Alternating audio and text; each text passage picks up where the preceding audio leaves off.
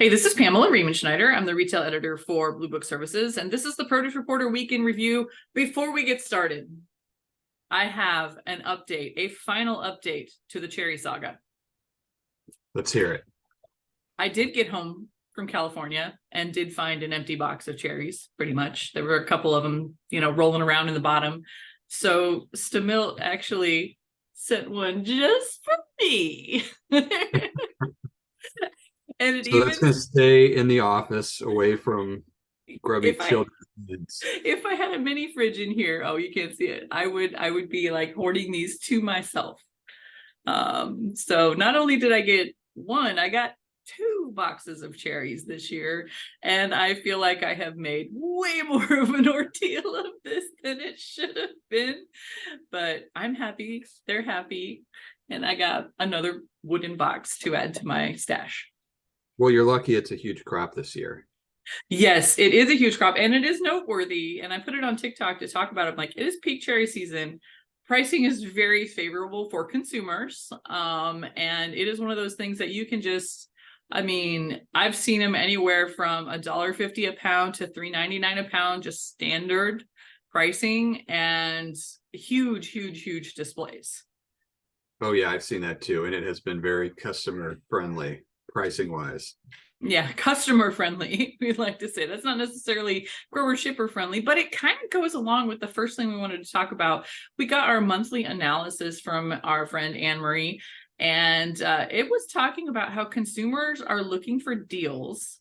And then if we put that together with the other analysis we get from Brick Meets Click, I think there was a Placer AI one.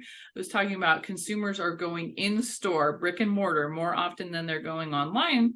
Kind of weave that all around. In-store displays, in-store promotions are more important than ever to spur purchase, and people are looking for deals, and they can find them in produce because produce hasn't really had the same kind of inflation that the rest of the food industry has.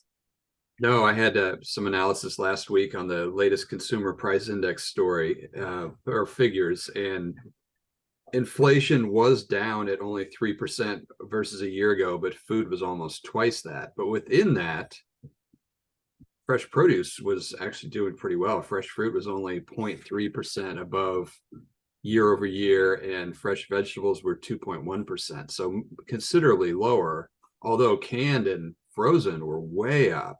So while they were getting some benefits during some of the pandemic shopping, their inflation, frozen fruit and vegetables was 12% higher year over year in June.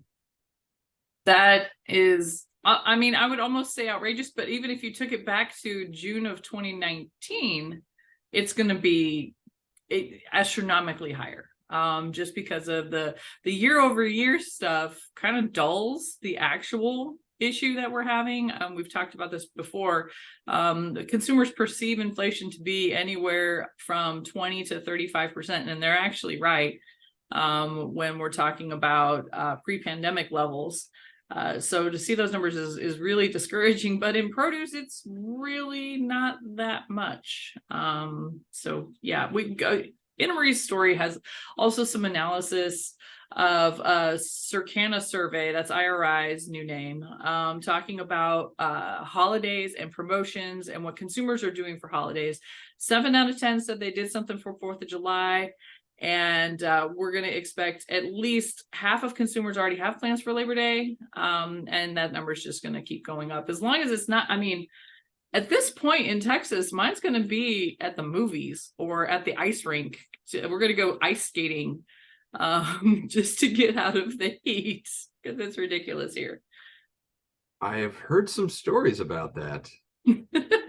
And our Produce IQ analysis talks about what it's doing to the market, so you should check that out as well. In other news, you've kind of been on vacation, staycation a little bit this week, so we had more updates in bad news in controlled environment agriculture. Let's just put it that way. This was not unexpected to see some issues after all of this money came in. The market couldn't keep up as fast as it should have. App harvests of what is it called? The flagship farm, Moorhead, Rabo AgriFinance decided to pull its note, and They said, App Harvest said that it is something that is automatically triggered based on what's going on in the other farms, which included Mastronardi pulling its note.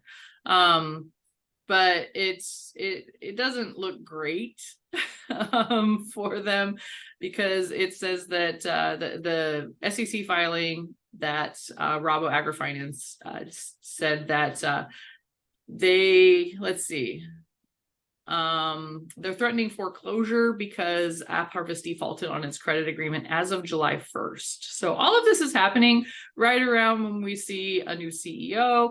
They have a new initiative trying to turn things around. It seems like they are trying to crank out a product, crank out a crop as fast as they can to get some cash flowing in that is unrelated to outside investors. Yeah, and to their credit, their communications officer responded very quickly to my questions last week when this first came out, and your questions this week, and they seem to be at least on top of explaining their point of view in all this. Right, and they're saying it's business as usual. We're sending out a crop. We are trying to ship product as fast as possible. Similarly, we got an update, a bankruptcy update from Arrow Farms, and their restructuring includes a stalking horse bid from current investors who formed a new company called AF Newco. So that's their update, is that they are pursuing a sale with a stalking horse bidder that is current investors. It can be a little confusing trying to sort out all that's going on with some of these. Yeah, it's a lot of legal speak. It's a lot of stuff turning around, and yeah, this is not the end of it either. There's going to be some more, I'm sure, in the next 6 months at least, if we can't see some products turning out here pretty quickly. Let's see. No, but both of these are producing product, and they're selling them through normal retail channels. So, I mean, if they have a chance, that's definitely the way. I mean, that was always going to be the way to reach a broader consumer audience.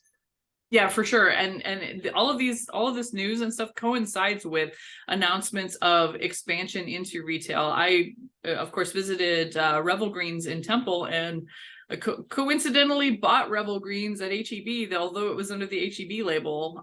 So we're starting to see a lot of these farms get a little more traction into retail. I just talked to Scott Dalt at Solely Organics when I was in Monterey, and they are moving into more what our joke is, this business lettuce, right? They're changing some of their formulations to more of a 50-50 blend, field greens, top seal clamshells.